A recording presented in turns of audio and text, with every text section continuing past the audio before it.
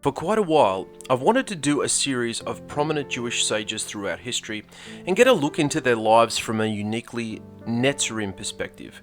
There are many things a student of Rebbe Yeshua can learn from their lives and teachings, which underscores much of his own insights and revelations on the Torah. Join me now as we look into these men and their fascinating journeys, and let's see if we can find more inspiring things and really put a rocket, so to speak, underneath our faith. Because the more we learn, the more we grow into the best versions of ourselves that we can possibly be. This is Insight into the Jewish Sages.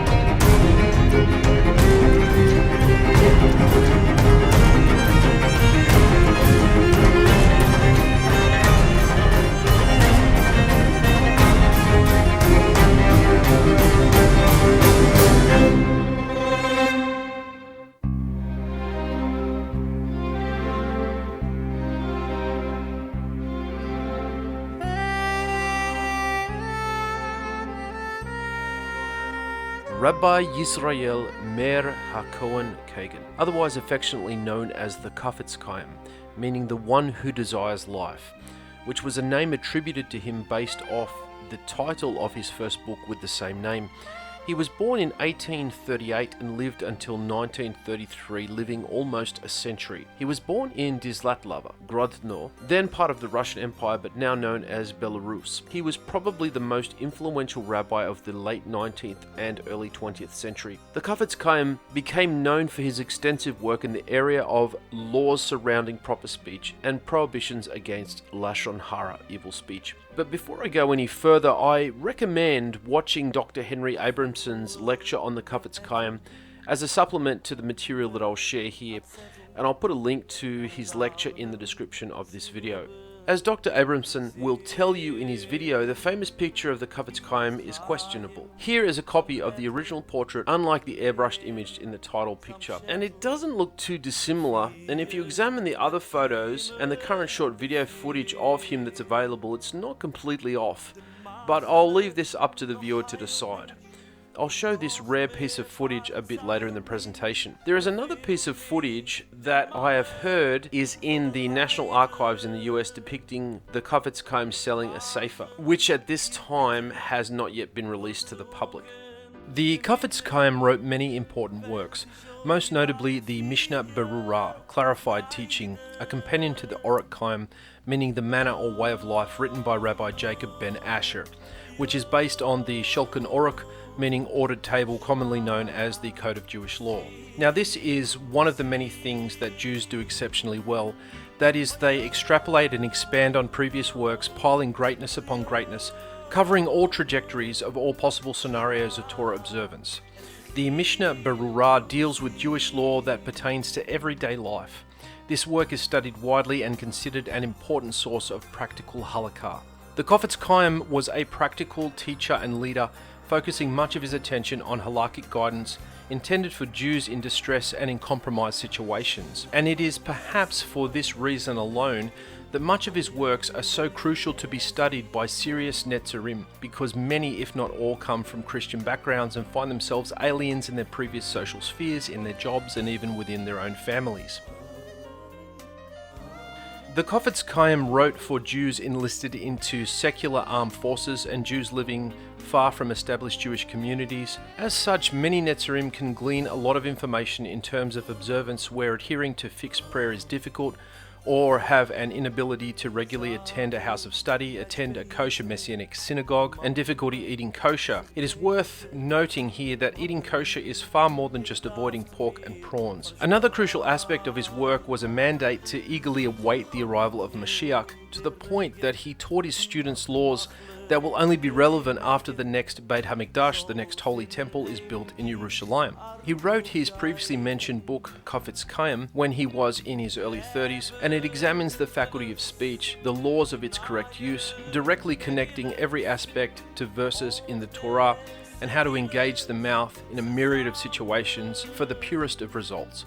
The book's title is based on Tehillim, Psalms 34, verses 12 through 15, where it says, "Come, children, hearken to me, and I will teach you the fear of Adonai. Who is a man who desires life, who loves days to see goodness? Guard your tongue from evil and your lips from speaking deceitfully. Shun evil and do good. Seek peace and pursue it."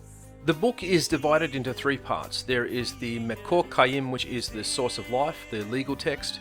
There is the Bi'er Mayim Kayim, which is the well of living water, the footnotes and legal arguments. And there is the Shimarat HaLashon, guarding of the tongue, an ethical treatise on the proper use of the faculty of speech. In the ensuing years of this work's publication, other works based in English have been published based on the Chofetz Chaim's core work, one being called Guard Your Tongue, another is Master Your Words, Master Your Life, and these are just some of the works that are available across the internet. And you can get excellent material to study from the Chofetz Chaim Heritage Foundation, which has a website with some amazing resources. Stories abound about the Chofetz Chaim's legendary humility, sensitivity, and genuine love for every individual. He was an enormous Keruv rabbi. Keruv means outreach. Orthodox Jews call it when Netzarim tried to do it as missionizing, which is an act that tries to take a Jew away from the Torah, which I have to say in 99.9% of cases is absolutely correct. Before a Notzri thinks to engage with an Orthodox Jew, in a sense, they have to become one themselves.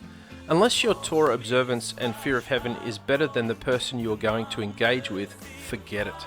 As a leader of Judaism during some of Europe's most tumultuous times, the Chofetz Chaim stood at the helm of a community confronting the successive challenges of modernization, nationalism, and communism, steadily guiding his people along the path of Torah and Judaism, as the life of a Jew steadily began to disintegrate. Despite his acclaim, the Chofetz Chaim never held an official or formal office until he was planning on traveling overseas, which didn't eventuate, but at the time he had to put a profession on his passport application. He contacted the relevant Jewish authorities to give him smicha, that is ordination, which they promptly did.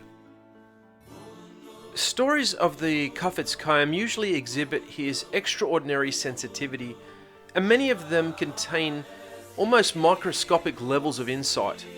What do I mean by this? Well, once when the Chofetz Chaim was traveling on a train with a number of his students, they were forced to move to another carriage. As they did, the Chofetz Chaim's shoe got caught, and as he pulled his foot back, his shoe came off and fell out onto the tracks underneath the moving train. When he saw this, he quickly took off his other shoe and he threw it onto the tracks as well. When he and his students got to the other carriage and sat down, one of them asked him, "Rabbi, why did you throw out your other shoe as well?" And then he replied, "I lost one shoe and I still have the other. What good is this one shoe that I have?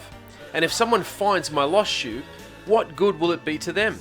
They have one shoe and I have one shoe, and neither of us have any use for just one shoe. Now, at least whoever finds that other shoe will have both shoes, rather than both of us having one useless shoe." Sometimes in life, we have opportunities to discard something we own that is half as useful as it used to be, or not useful at all, to someone who would find that same thing twice as useful. The upsetting loss of a shoe was swiftly turned into a potential mitzvah. Imagine the delight that a poor person would have in finding a complete pair of shoes. On another occasion, the Chofetz Chaim saw a burglar in his home make off with his Shabbos candelabras. The rabbi quickly gave chase after the man, but not to apprehend him, but to tell him that he forgave him and that he freely gives them to the man as a gift, and also to tell him how much they are worth, so that if he sold them, he would get the correct price. Now, these are just little stories, hardly of epic proportions, but they contain so much meaning and so much wisdom. Hey, before you go, if you like this series and you want to find out much more, check out our books, All Lights On in the Master's House, Lightning from the Master's House, Flying Chariot, Fallen Dragon, and Is Alcoholic. All available on Amazon.com and other online bookstores, and help us to continue to spread the word. Also check out our website, netzarimantocie.com, where we have many teachings and resources on a myriad of subjects that will enlighten and enhance your walk. Bye for now.